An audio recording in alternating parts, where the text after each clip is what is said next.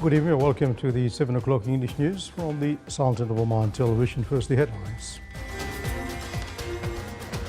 Foreign countries are rushing to get their nationals out of Sudan as fighting between forces loyal to the two rival generals rages into a second week. And EU foreign policy chief expresses confidence that the bloc would finalize a plan within days to buy ammunition for Ukraine.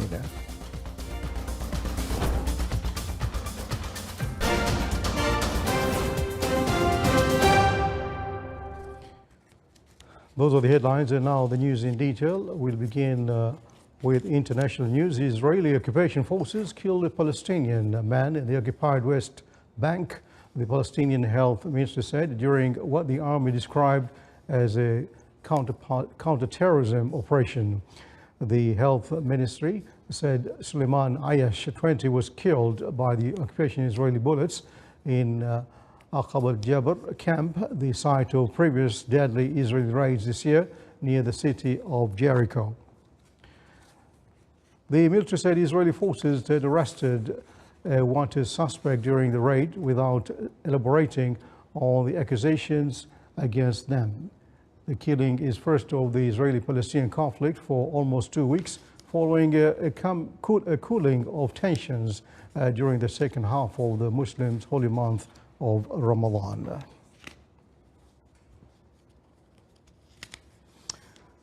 Multiple nations pushed with the frantic evacuations of their citizens from chaos from Sudan, where fighting raged for a 10th day between forces loyal to two rival generals.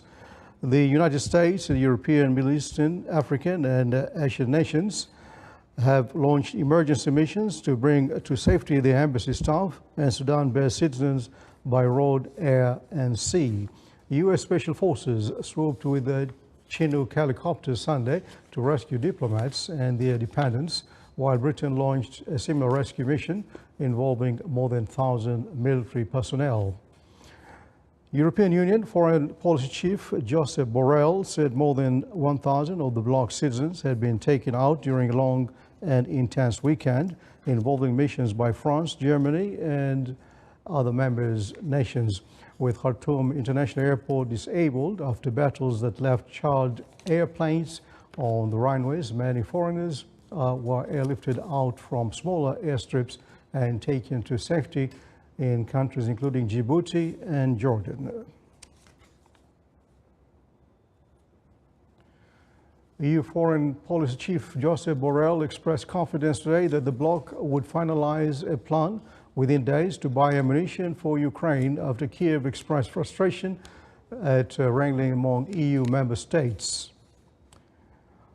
Borrell told reporters as he arrived for a meeting of EU foreign ministers in Luxembourg. He confirmed still there's some disagreement, but he was sure everybody will understand that they are in a situation of extreme urgency. The joint procurement plan is part of a multi-track EU deal to get 1 million artillery shells or missiles to Ukraine within 12 months and ramp up European munitions production, approved by foreign ministers last month. The first element is the most immediate. It sets aside 1 billion euros to reimburse EU governments for sending munitions to Ukraine from existing stocks. Borrell stressed that the track was up and running. EU countries had already requested reimbursement for ammunition worth 600 million euros.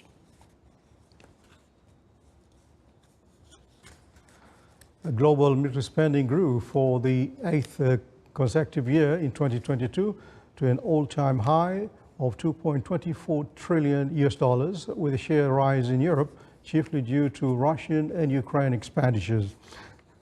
Spending globally increased by 3.7% in real terms, but military expenditure in Europe was up 13%, its steepest year-on-year increase in at least 30 years. The Stockholm International Peace Research Institute, or SIPRI, said in a report military aid to Ukraine and concerns about a heightened threat from Russia strongly influenced many other states' spending decisions. The independent Swedish watchdog said that last year, the three largest arms spenders were the United States, China, and Russia, who between them accounted for 56% of global expenditure.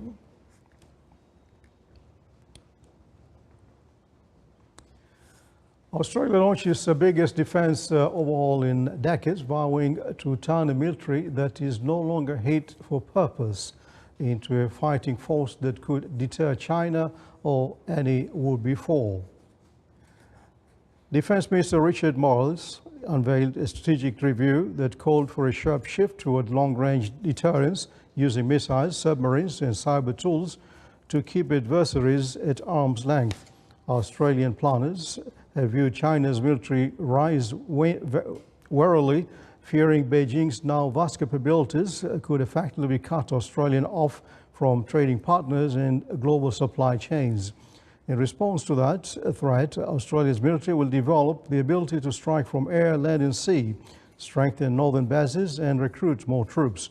According to the Stockholm International Peace Research Institute, military spending in Asia and Oceania has increased 45% since 2013, according to CIPRI.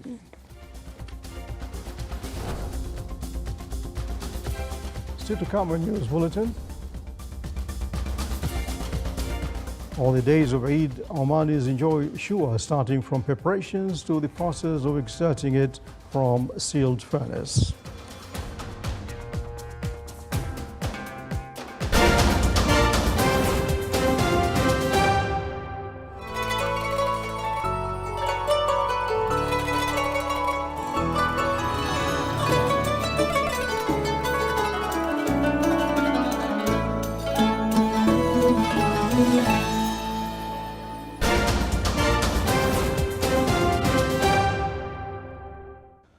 Welcome back to the news from the Sultan of Oman Television. Now for some local news. The Civil Aviation Authority CAA has issued its 7th alert for rain of varying intensity in several governorates of the Sultan of Oman, including the governorate of Muscat.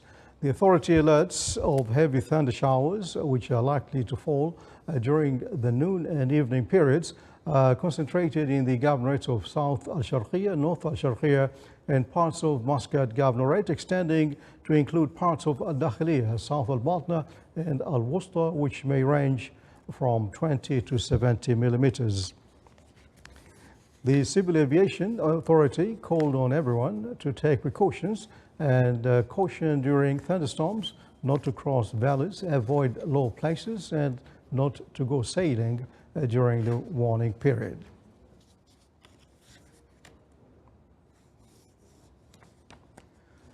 Dhanqa Municipality organized a festival on the days of the blessed Eid al-Fitr in the Dhanqa public parks to celebrate the happy occasion of Eid in cooperation with Dhanqa Cultural Sports Club. The festival was blasted with traditional songs and dances, a series of recreational programs for children and adults, and exhibitions to display handmade crafts, dishes and perfumes. Local citizens performed traditional dances like Al-Rasha and Al-Ayala in celebration of the blessed occasion. The festival included a Bedouin tent here to greet visitors with Omani halwa and coffee, and a theatre where sketches and competitions took place.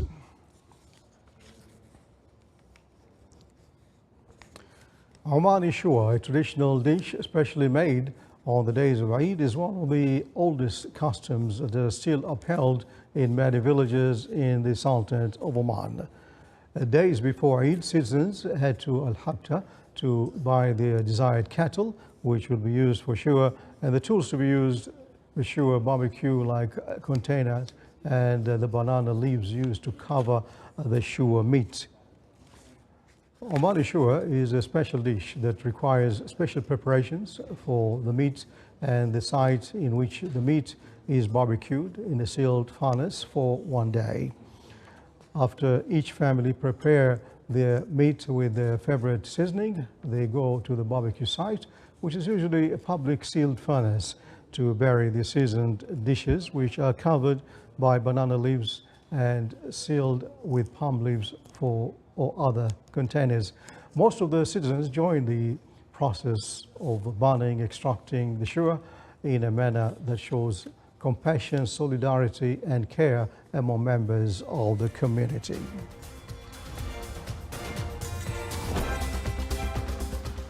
You're watching the Sound of Oman television. Before tonight's bulletin, here are the main points once again. Foreign countries are rushing to get their nationals out of Sudan as fighting between forces loyal to two rival generals rages into a second week. And EU Foreign Policy Chief expresses confidence that the bloc would finalize a plan within days to buy ammunition for Ukraine. And with that, we come to the end of tonight's news bulletin. From all of us here in the newsroom and the studios, enjoy the rest of your Eid holidays and stay safe. Good night.